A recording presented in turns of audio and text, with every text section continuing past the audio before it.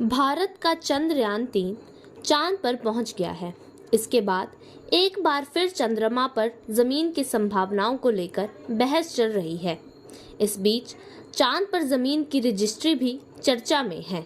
अब सवाल यही है कि चांद पर किस देश का मालिकाना हक है। यदि किसी का नहीं तो फिर धरती पर रहकर कुछ कंपनियां चांद पर जमीन कैसे बेचने का दावा करती हैं। चांद पर जमीन खरीदने वालों में कई बड़ी हस्तियों के नाम भी सामने आते रहे हैं।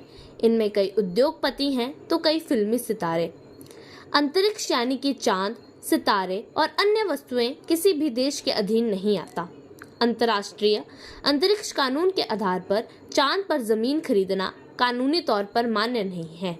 हालांकि कुछ कंपनियां दावा करती हैं कि कानून देशों को अधिकार जताने से रोकती है, न कि नागरिकों को।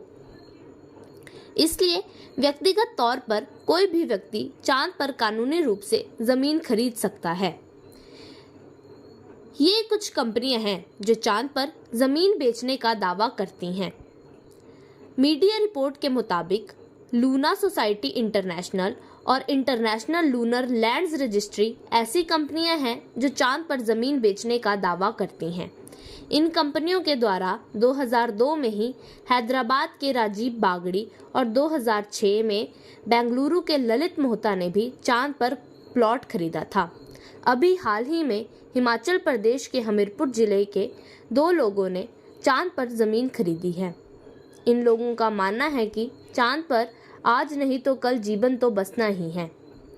दिवंगत बॉलीवुड अभिनेता सुशांत सिंह राजपूत ने चांद पर जमीन का एक टुकड़ा खरीदा था, जबकि शाहरुख खान को ऑस्ट्रेलिया में रहने वाले उनके एक फैन ने चांद पर जमीन खरीदकर गिफ्ट की थी। चांद पर जमीन बेचने की शुरुआत कैसे हुई? अमेरिका का एक आदमी जिसका नाम क्रिस लोमार है, उसने चांद पर जमीन बेचने की शुरुआत की। क्रिस लोमार और उसके पिताजी अमेरिका में छोटा मोटा रियल एस्टेट का बिजनेस किया करते थे। छोटी मोटी जमीनें खरीदते और बेचते थे। उनका धंधा कुछ अच्छा नहीं चल रहा था। अचानक उनकी नज़र आउटर स्पेस ट्रीटी पर पड़ी। उन्होंने इसको पढ़ा और समझा। इसमें लिखा था कि कोई भी देश चांद पर अपना मालिकाना हक नहीं जता सकता, यानी चांद का कोई देश मालिक नहीं होगा। उनके दिमाग में ये आया कि इसमें लिखा है कि कोई भी देश चांद पर अपना मालिकाना हक नहीं जता सकता, पर इसमें ये नहीं लिखा है कि कोई व्यक्ति चांद पर हक नहीं जमा सकता। इसलिए उन्होंने एक लेटर यूएनओ को लिखा और उसमें ये लिखा कि आपकी आउटर स्पेस ट्रीटी के अनुसार कोई भी देश चांद का मालिक नहीं हो सकता, पर आपने इसमें व्यक्ति की बात नहीं लिखी है। इसलिए मैं एक व्यक्ति होने के नाते चांद पर अपना अधिकार जमाता हूँ।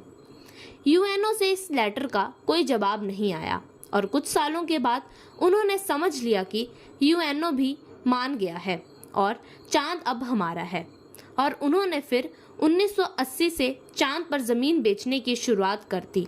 उन्होंने करीब 200 मिलियन एकड़ जमीन पर अपना हक जमा दिया और जमीन बेचना शुरू कर दिया। अब तक लगभग 50 लाख लोगों को ये जमीन बेच चुके हैं। क्या है चंद्रमा पर जमीन की कीमत? lunarregistry.com के मुताबिक चांद पर 1 एकड़ जमीन की कीमत करीब 3075 रुपए है। जब जमीन की कीमत तय है तो सवाल ये भी उठता है कि आखिर चांद का मालिक कौन है। आउटर स्पेस ट्रीटी 1967 के मुताबिक अंतरिक्ष के किसी भी ग्रह या फिर चांद पर किसी भी एक देश या व्यक्ति का अधिकार नहीं है। चांद पर बेशक किसी भी देश का झंडा लगा हो, लेकिन चांद का मालिक कोई नहीं बन सकता। चांद पर जमीन की बिक्री कैसे जायज?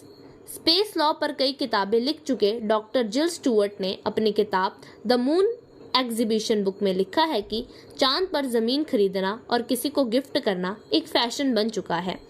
किसी भी देश का चांद पर कोई अधिकार नहीं है। फिर कंपनियां रजिस्ट्री कैसे कर रही हैं, यानी चांद पर जमीन बेचने का काम एक गोरख धंधा है और अब ये $1 मिलियन बिजनेस बन चुका है। 3000 रुपया एकड़ लोगों को सस्ता लगता है और इसलिए वे चांद पर जमीन की रजिस्ट्री कराने में कोई सोच विचार नहीं करते।